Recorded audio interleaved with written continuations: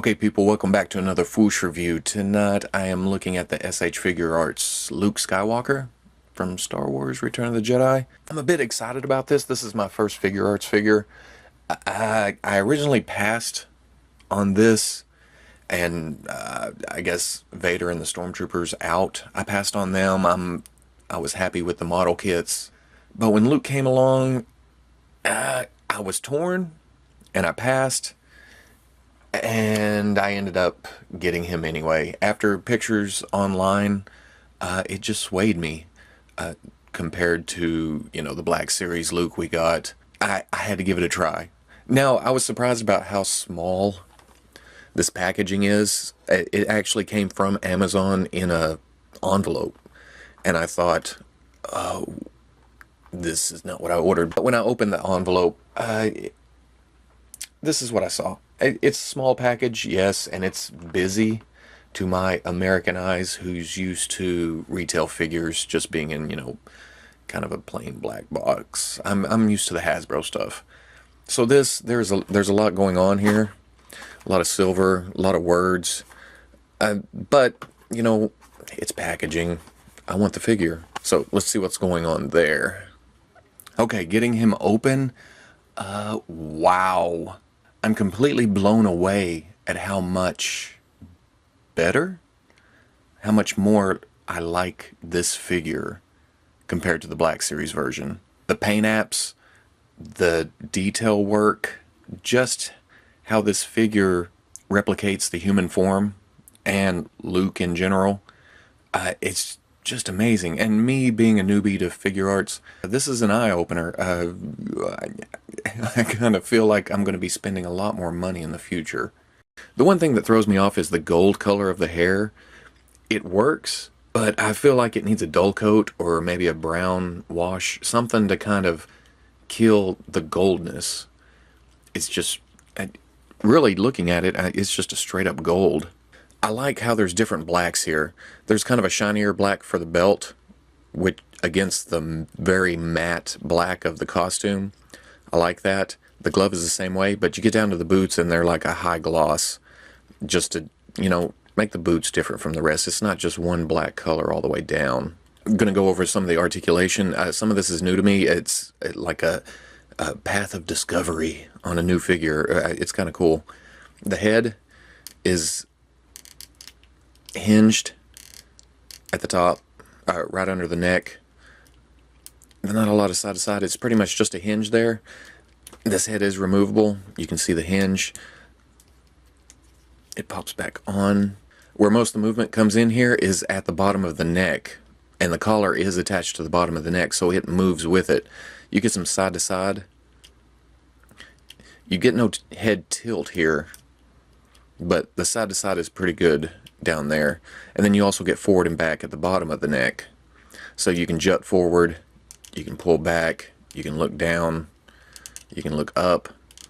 So the only downside to this I've noticed is the more you play with it, the collar tries to get off center here, but it's easy enough just to pull back forward. The shoulders are kind of a butterfly joint with a hinge, so it hinges out. It hinges out really well.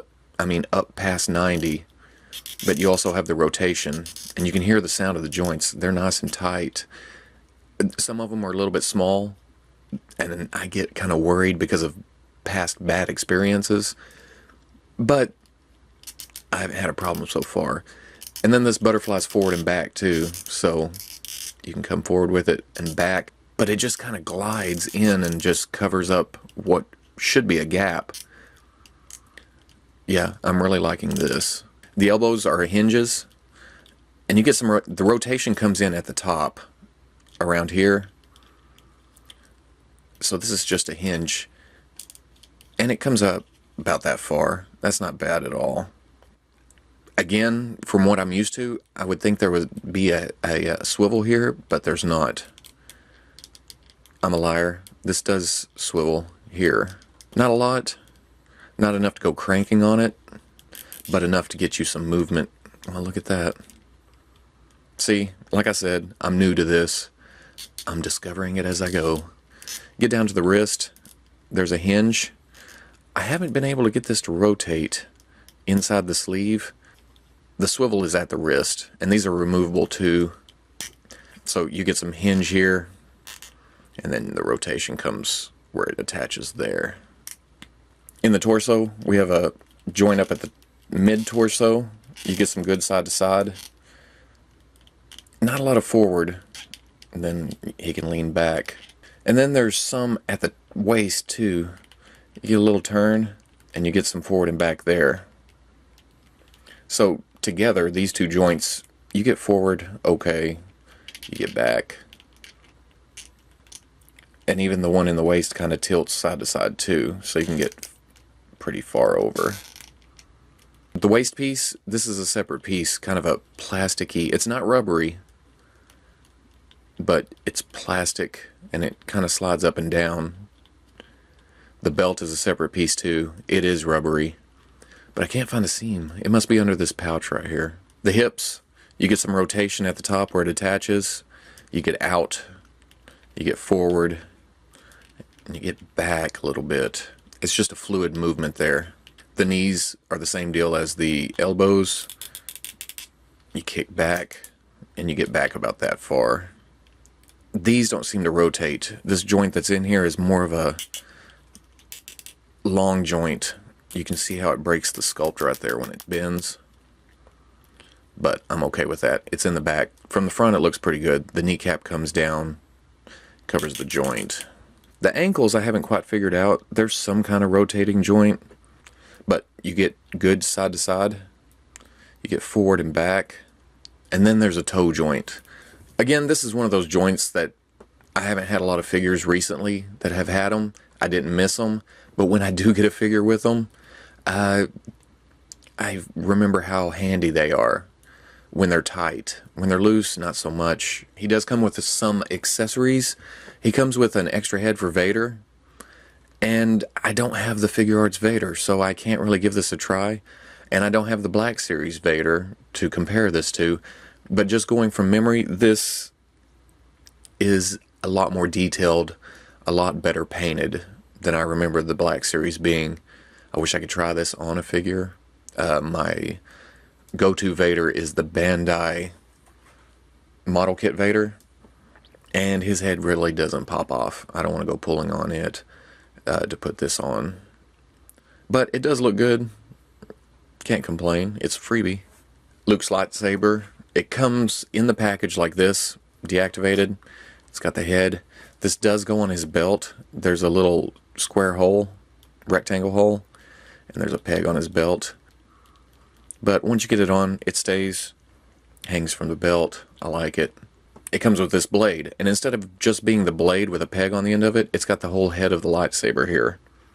So this pops off. It's got a little bitty peg.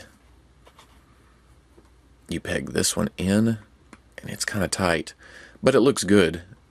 I like the details here. The nice copper, some black. The detailing's nice. The blade is a little darker than the Black Series version. The figure comes with fists out of the package. He can't hold a lightsaber, so he comes with several different hands. He's got an open hand to replace the right one. And you have to kind of, I feel like I need to be careful here because this peg is tiny. But they do peg on and off fairly easily. And it just looks great. I like that. Same for the left. It has an open hand. It just pegs directly on there. Now for the lightsaber hands, he's got the gripping hands. The right hand is gloved again. It pegs right on, but it pegs on at kind of an angle, so you'll have to watch that when you're popping it on. Lightsaber just goes in. It's kind of a loose grip. You got to kind of get it in there. But once you get it in there, it looks good. It's facing forward. Now the left gripping hand, the finger and thumb are attached, so you can't just pop the lightsaber into it. It kind of just slides over the end of it. And as you can see, the hole in there is at an angle. So again, when you peg it on, you're going to have kind of a down tilt. Luke does come with another head. And what's interesting here is the hair is swappable. The head just pegs right off. It doesn't have a big mushroom. It's pretty much just a straight peg. It goes right down into the neck. And there he is with the other head. It's kind of the windswept look from the sail barge. But you can also pull the hair off the back. It comes in half. And then the top of the hair comes off this face, where it just leaves a creepy looking mask, a Luke mask. Same thing here. The hair pops off the back. The hair pops off the top. So you can take the angry face and put the normal hair on it. I have noticed it's kind of harder to get this on here. The hair doesn't want to pop together as well on the angry face. And on both versions, it does leave a seam across the top, but it's nothing worse than we see with, you know, the molded Hasbro figures. We usually get a mold line somewhere on top of the head. Once you have it all pieced together, the pegs are set up in a way where the hair is not just going to flip off the top. But in the long run, I think this looks odd. Maybe the angry face does work with the normal hair. But this face with this windswept hair, I don't know, it looks like the forehead's too big. I'm absolutely fine with this setup right here. The calm face with the calm hair. The angry face with the angry hair. The windswept hair. I keep putting this on backwards.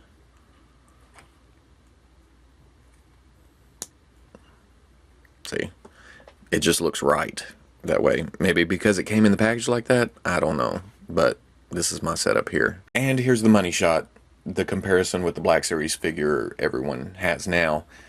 And the difference is, whoo! The reason I didn't get the Figuarts in the first place was because I was afraid it was going to be out of scale. So I passed at first, and as soon as I saw pictures of people comparing them, I knew I had to get this. Because if you look, the shoulders are pretty much at the same height. The head, pretty much at the same height. It's the proportions that are different, that are much better on the Figuarts, and then the colors themselves, just the matte black of the Figuarts costume here, it just makes it more lifelike compared to the, you know, the plasticky sheen of the Black Series figure. And then the face paints, I mean, good grief, there's just no comparing it. Now, the one thing I do wish the Figuarts had was this removable front flap piece. This was genius on Hasbro's part. You can replace it with the one that looks like this. So the final fight scene, when you're fighting Vader, it's going to look slightly off because the flap's not down.